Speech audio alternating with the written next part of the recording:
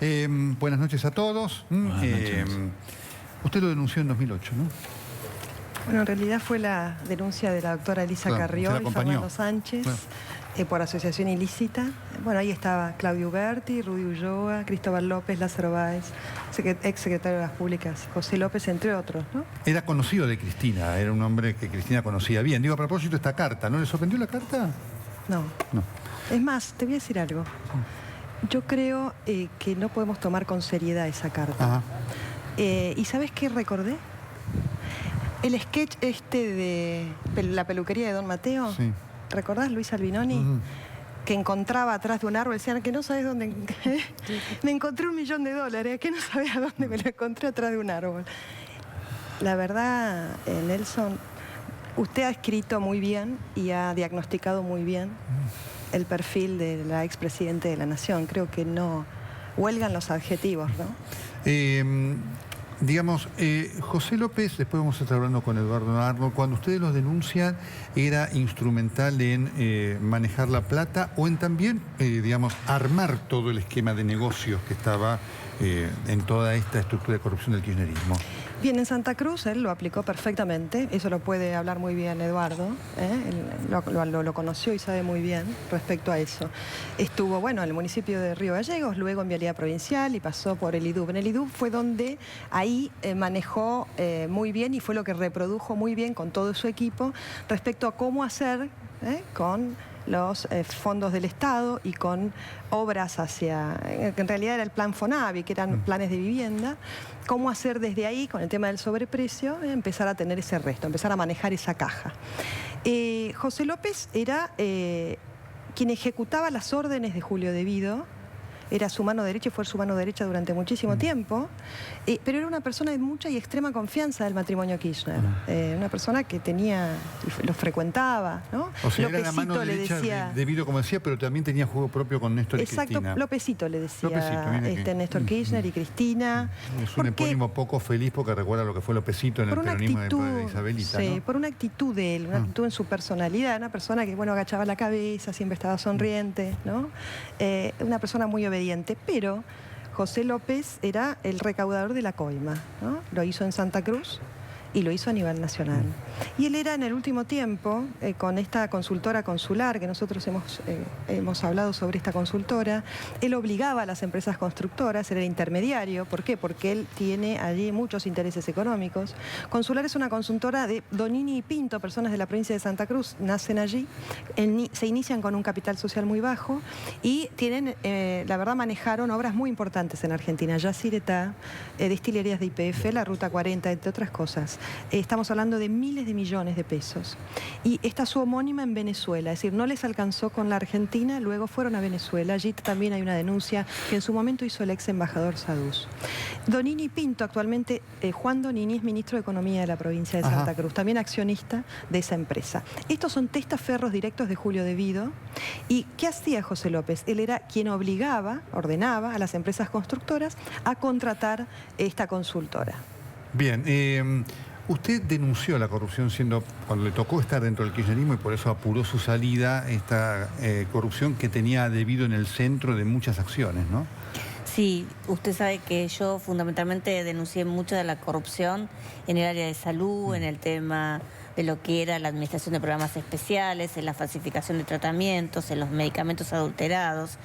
Y la verdad es que la presidenta, digamos, es una cosa increíble porque, por ejemplo, cuando yo descubrí que el dirigente de bancarios, Zanola, estaba entregándole a las personas medicamentos adulterados y fui y se lo dije, ella me dijo que tuviera cuidado porque era un compañero. Entonces, evidentemente, quizás no se haya enterado de lo que hacía López porque nunca quiso enterarse y la presidenta debía saber. Yo fui funcionaria, a mí jamás nadie me dio dinero, Nelson, porque cuando a un funcionario se le da dinero es porque el funcionario lo requiere y lo pide, y evidentemente había una matriz en distintas áreas como la que yo investigué en las áreas de salud, que generaban esos fondos.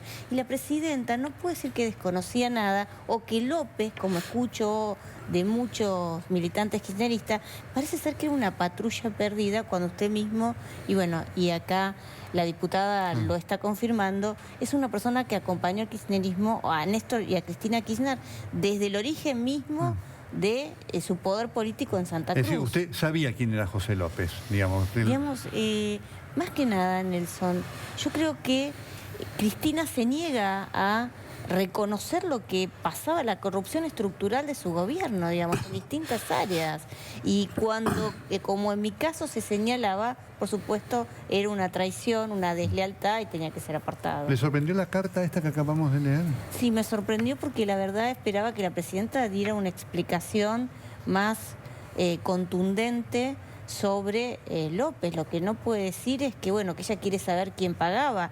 Yo también quisiera saber quién pagaba, pero también a quién iban esos fondos, ¿no? Ya le voy a preguntar, porque usted nos interesaba mucho porque Graciela Ocaña estuvo en el gobierno, así que para que usted después nos diga qué era debido y qué era esa área, porque usted lo debe haber, algo debe haber percibido de lo que era. Ya vamos a estar con eso. Gerardo Milman es secretario de Seguridad, pero además lo convocamos porque tuvo mucho que ver en algo que es muy importante, que es el hecho de que no tengan fueros, de seguridad interior, sí, gracias. Algo muy importante en relación a que no tengan fueros los legisladores del Parlasur, porque si no hoy tal vez no podría estar preso José López, ¿no?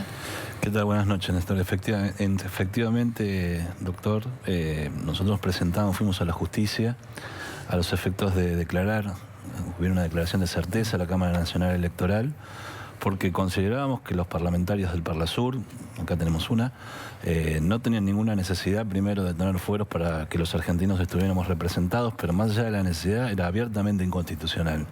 Quien otorga fueros es la Constitución Nacional, es un privilegio que le otorga a los miembros del Congreso Nacional, y los parlamentarios del Parlasur tienen sus fueros en el propio tratado, que establece para qué tienen sus fueros, para sus opiniones en el ámbito de su trabajo en el Parlasur, de ninguna manera para ampararse en esos fueros para cometer delitos en nuestro país. Y entonces fuimos a la justicia en una declaración de certeza que obtuvimos, porque obviamente nos parecía que había un intento de buscar en esa lista que personas como José López, que yo creo que es el empalador del relato en definitiva, no han hecho otra cosa que esconderse en la búsqueda de la protección de unos fueros que son un privilegio que ningún ciudadano argentino tiene que tener, y menos de una manera absolutamente ilegal, con una ley, con una mayoría simple que el kirchnerismo trató de llevar adelante en el artículo 16 de la propia ley de convocatoria de elecciones de diputados del Parlasur, una maniobra que por suerte la justicia nos dio la razón. Por supuesto ocurrió en el ámbito de la provincia de Buenos Aires, y ahí tuvo la policía bonaerense, los integrantes tuvieron un acto de honestidad importante. Usted como hombre de seguridad, este es un tema de investigación a nivel nacional, y entiendo que hay cosas que no puede decir. ¿Qué nos puede aportar en cuanto a las incógnitas que hoy genera este caso? Es decir, desde que salió José López de su domicilio hasta que llegó al convento pasaron 3 horas. ¿Qué pasó? ¿Qué motivó esa reacción de una huida? ¿Qué es lo que se sabe y qué es lo que podemos saber? Bueno, primero y fundamental que a esa hora de la noche, entre Tigre y General Rodríguez, no hay ese espacio temporal que muestran las cámaras de seguridad que ven el vehículo del señor López salir de su domicilio y la hora en la cual se le encuentra en General Rodríguez. Por lo tanto, ahí hay un espacio temporal que hay que investigar. Hay muchas cámaras de distintos municipios, de distintos peajes, que van a poder seguramente ser muy importantes para la investigación, están siendo requeridas, y hoy se declaró incompetente el juez de la provincia de Buenos Aires, por lo tanto va a pasar al juez Rafecas, que es quien tiene competencia federal en la causa, que esperemos pueda dinamizar la causa, porque es una denuncia que viene del 2008, por lo tanto es importante que los argentinos sepamos la verdad. No, yo creo que la carta de la señora Presidenta de la Nación ¿Qué le pareció?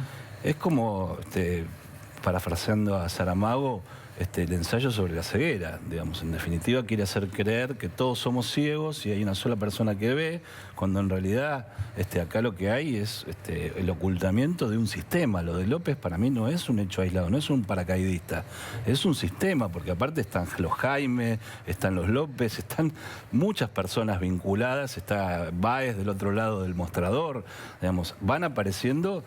El sistema va apareciendo, en definitiva. Entonces, suponer que hay un traidor, una persona, cuando en definitiva hay muchos que solo se dan por enterados y ven el dinero, digamos, cuando hay muchos que venimos manifestando estas conductas, sobre todo los que estamos hoy acá en este estudio, manifestando estas conductas, no necesitamos ver el dinero para darnos cuenta del modus operandi. La Auditoría General de la Nación tuvo un rol fundamental durante los años del kirchnerismo para denunciar muchos hechos de corrupción que tuvieron a José López como centro de investigaciones y denuncias. Sí, durante 12 años pudimos auditarlo a López, y en general casi todos los informes de la auditoría. Pensemos que hay unos 30 o 40 informes que comprometen al Ministerio de Infraestructura en 30 o 40. 40. En todos los casos, si miramos, vamos a encontrar, si vemos obra pública, una matriz de corrupción calcada en las irregularidades propias de desde la contratación misma, y después los famosos adelantos financieros independiente del avance de la obra, que ha permitido que las obras no se realicen y sin embargo los empresarios han recibido gran cantidad de dinero.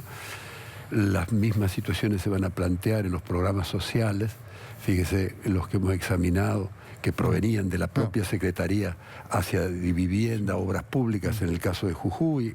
Uno de ellos que ustedes investigaron, y pongo genérico para ir a lo específico, fue Sueños Compartidos, donde José López tuvo un rol clave. Sí, justamente, yo creo que en estos 12 años nos hemos visto varias veces, y yo utilizaba una expresión pública, más bien figurativa, y decía, lean ese informe, que es informe, más que un informe de auditoría, es una novela policial. Y la verdad, eso lo decíamos con respecto al tema de los trenes. Y bueno, yo le puedo decir que al examinar el informe que nosotros realizamos sobre Sueños Compartidos, va a tener ahí una triste novela policial. Porque va a encontrar ahí... Novela policial. No solamente... Y sabe las consecuencias directas que va a tener esto. Y creo que lo podemos decir después de lo que hemos probado con la detención de Jaime, que terminó, las distintas auditorías que terminaron con la detención de él, que aquí van a desfilar muchos funcionarios. Y yo creo que por lo menos una media docena de personas importantes vinculadas a esa forma diabólica de canalizar los fondos van a quedar seguramente en prisión. Fíjese que el primer detenido, preso efectivo, fue como consecuencia de estos, fue el caso de Jaime. Sí. Bueno, aquí López está también debido, está también Aníbal Fernández, están y otros funcionarios que estaban dentro del circuito, porque lo que tiene ese informe, más allá de las descripciones características sobre las viviendas, sobre el fracaso del proyecto, sobre todas esas deficiencias, que hay una ruta del dinero que nace desde el ministerio, que se dirige a las provincias, por eso es que hay algunos gobernadores comprometidos a muchos municipios, y también con administradores o con tesoreros como los Joclender, que van a hacer un circuito infernal, y sobre 700 millones de pesos que nosotros auditamos, pudimos nada más ni nada menos que examinar 500 millones en cheques. Ajá. De esos cheques está probado, hay 200 millones que tienen por destinatario personas que no tienen nada que ver ni con la construcción ni con la vivienda social. Y entre ellos hay cerealeras, hay compañías, cuevas, que son las mismas cuevas en donde también se liquidaban los cheques, se negociaban los cheques de Fútbol para Todos. Ajá. Va a ver usted que cuando se revele el tema de dónde se negociaban los cheques en la AFA, lo va a encontrar. Claro. Es decir, que hay un camino común. Hay un camino común. Hay un camino común, y le puedo decir, hay también funcionarios que recibían cheques. La importancia que tiene ese informe es que están los nombres, los apellidos. Va a haber por lo menos 100 personas que van a tener que ir a explicar por qué recibían ese dinero. De Sueños Compartidos. De Sueños Compartidos. ¿Por qué una misma persona pudo cobrar en menos de 2 años 3 millones a través del mecanismo que era la coima generalizada del cobro en ventanilla por menos de 50.000. Ya voy a volver con usted sobre esto. Le pregunto a Mariana Zubik y después se lo voy a preguntar a Arnold también. ¿Cómo es la personalidad de José López? ¿Usted lo trató, lo conoció, habló de él sobre esto? Bueno, tuve un cruce en el Parlamento del Mercosur. Sí, me acuerdo. Esto que ocurrió hace poco, que nosotros lo pusimos al aire. Es un cínico. Un cínico. Sí, es un cínico. En el trato es una persona muy afable, muy agradable, una persona muy simpático, pero es un cínico. Él, en ese cruce que tuvimos, donde yo le dije, ¿no?, que la verdad que iba a terminar preso, que habían cometido un perjuicio enorme al pueblo argentino. Yo hablaba de ética, porque estábamos con este proyecto que es Chau Privilegios, para que los parlamentarios del Mercosur no cobren el salario. Él luego, bueno, le hicieron una nota y él decía que él era una persona honesta. Sí. Bueno, esto se replica, se reproduce en todos, ¿no? Recuerde usted cuando Lázaro Báez abre su chacra y donde estaba la bóveda muestra una bodega inmutable. Y recuerde cuando lo detienen o cuando luego va a la cámara, ¿no?, y todos esperaban que se arrepienta. Inmutable. El cinismo se reproduce, creo yo, como perfil psicológico característico del kirchnerismo. El cinismo que tiene esa carta, ¿no? Y creo que también, si hacemos un análisis, no soy experta en eso, la enajenación, ¿no? Esto de abstraerse de la realidad, crear una realidad paralela. Y como bien decía Gerardo, y me pareció muy bueno eso, esa ceguera. Y yo creo que en realidad es una ceguera moral. Era también esto que usted marca, ¿no es cierto?, que Devido decía que era su mano derecha, Devido fue uno de los pocos ministros que aguantó todo el kirchnerato, ¿no es cierto? Intentó irse varias veces. ¿Sí? ¿No pudo? No. ¿No lo dejó Cristina? No lo dejó Cristina. ¿Por qué? Si te ¿Y vas... López quiso irse o no?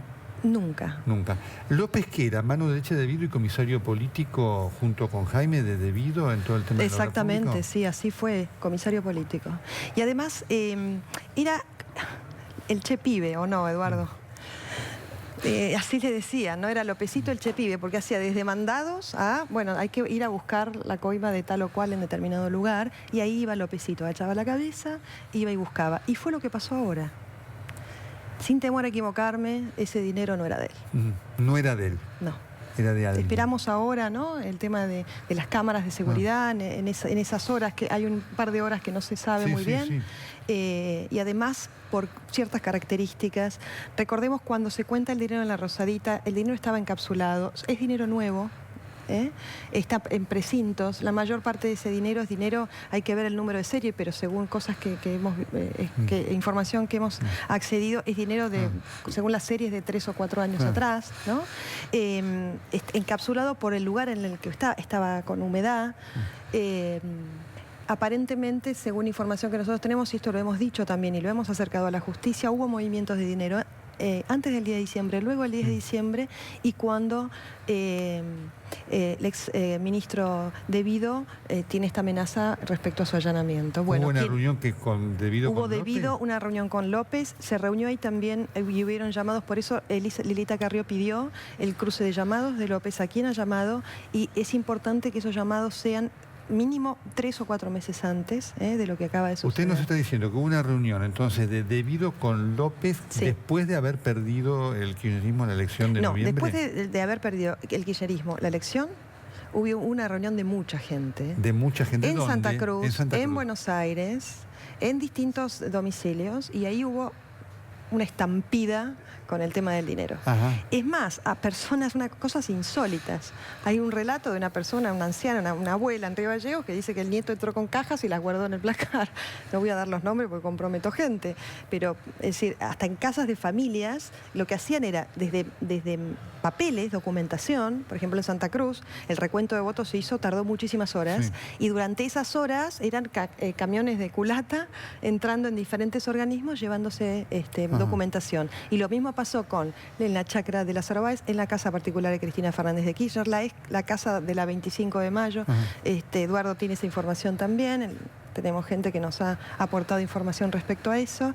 Bueno, y también aquí en Buenos Aires, en las propiedades de Vido, en las propiedades de López y en las propiedades de Donini y de Pinto. Ahí en esos 4 Estos lugares titulares hubo reuniones.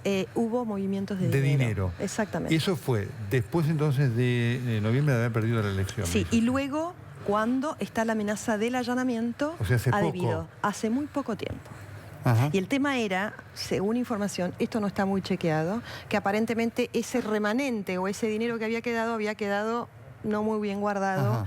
Y se le ocurrió tirarlo en un monasterio. Perfecto. ¿Lo del monasterio alguno de ustedes lo conocían? ¿Lo había No, escuchado? No. Es una novedad. Sí. Es una novedad. Realmente. Frente a esto, ¿ustedes tienen idea del volumen de dinero del cual se está hablando? Le pregunto a ustedes porque obviamente ustedes lo están siguiendo con una especificidad el tema y a veces hay cifras que parecen... Porque muchos lo ven a López y dicen, qué poco esto, qué poco. Realmente, yo ¿no? le voy a contar. En el año 2009 vi en la estancia La Julia la construcción, la estancia se estaba construyendo, el espacio que luego en el allanamiento Marijuán detectó y confirmó. Nosotros presentamos un escrito y le dijimos a Marijuán, ahí está la bóveda. Efectivamente fue Marijuán y allanó la estancia La Julia y vio ese espacio, ¿no? El espacio que en realidad era, vos ingresabas a ese lugar, había una escalera caracol de hierro, bajabas y había como una especie de cava muy chiquita y ahí había como una falsa puerta pequeña. Ese era el lugar. ¿Por qué? Porque la casa está puesta en 3 niveles. Ajá. Entonces, el primer nivel, el segundo nivel, el tercer nivel. Es decir, el segundo nivel era ese espacio, un espacio muy grande. Ahí guardaban el dinero. Luego en la chácara 39 de Lázaro Báez, donde él cambia la bóveda por la bodega, ese es otro lugar. Luego el domicilio particular de Cristina Kirchner. La misma persona que le construyó la bóveda a Lázaro, le construyó la bóveda a Cristina Fernández. Y López, por supuesto, le habrá pagado también a Lázaro Báez. Después le vamos a preguntar los detalles a Diego Cabot. Le habrá pagado también a Lázaro Báez lo que le correspondía liquidar, ¿no es cierto? No, pero es determinante. A ver, José López es la pieza clave en esto. Es decir, ¿quién era la persona que hacía el adelanto de obra pública, en los certificados de obra pública? Y fue además una de las responsables de la renuncia de Sergio Acevedo. Ajá. Porque él fue el que lo llama y le dice que tenía que darle el adelanto de certificados de obra a Lázaro Báez por 600 millones. Ajá. Que luego significó, entre otras cosas, la renuncia de Sergio Acevedo. ¿La revuelta que se le armó tuvo que ver con eso? Tuvo que ver con eso. Es decir, la persona, el ejecutor de las órdenes, siempre fue José López. Y quien le dice esto a Sergio Acevedo es José López. Ajá. Importante. ¿Usted lo vivió a Debido como un hombre realmente de un poder especial dentro del gabinete? La verdad que dentro de las áreas donde yo estaba no se metían. No se metían porque aparte Nelson, digamos, yo ante cualquier cosa denunciaba o sabían que no iba a quedar callada. Y fundamentalmente, bueno, nosotros tuvimos, yo comenté el otro día, recordaba un episodio de un colaborador mío al que echó de una reunión donde se discutían, ¿se acuerdan los hospitales del Bicentenario que nunca se hicieron? Claro, por eso le preguntaba. Pero bueno, en el marco de eso, que fue el único tema que después, insisto, no se terminó realizando, pero lo echó porque le dijo a los gritos, porque no era kirchnerista, que nosotros no éramos kirchneristas, claro, porque hizo algún comentario de cómo debía hacerse el pliego, que en mi caso, usted sabe, tenía todo el resguardo o sea, de los controles. Era un requisito de prolijidad que lo molestó. Claro, evidentemente lo veía como un tema que lo comprometía. Y yo creo que aquí hay mucho dinero físico, como bien decía Mariana, pero también hay mucho dinero, nosotros hemos presentado, que se movió en el exterior con esta sociedad helvética.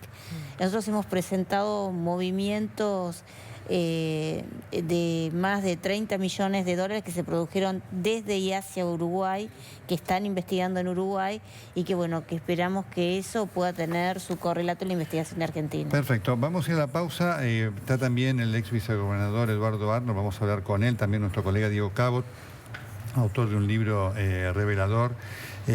Hablen con Julio. Seguimos además con la mesa porque además le voy a querer preguntar al doctor Milman el tema del arma de José López, que es un tema no menor, y también algún detalle más a Leandro de Puy en esta investigación de sueños compartidos, porque les quiero decir que el juez Martínez Di Giorgi también, ahora los jueces reactivan todo, han reactivado esta causa que se denunció oportunamente que durmió.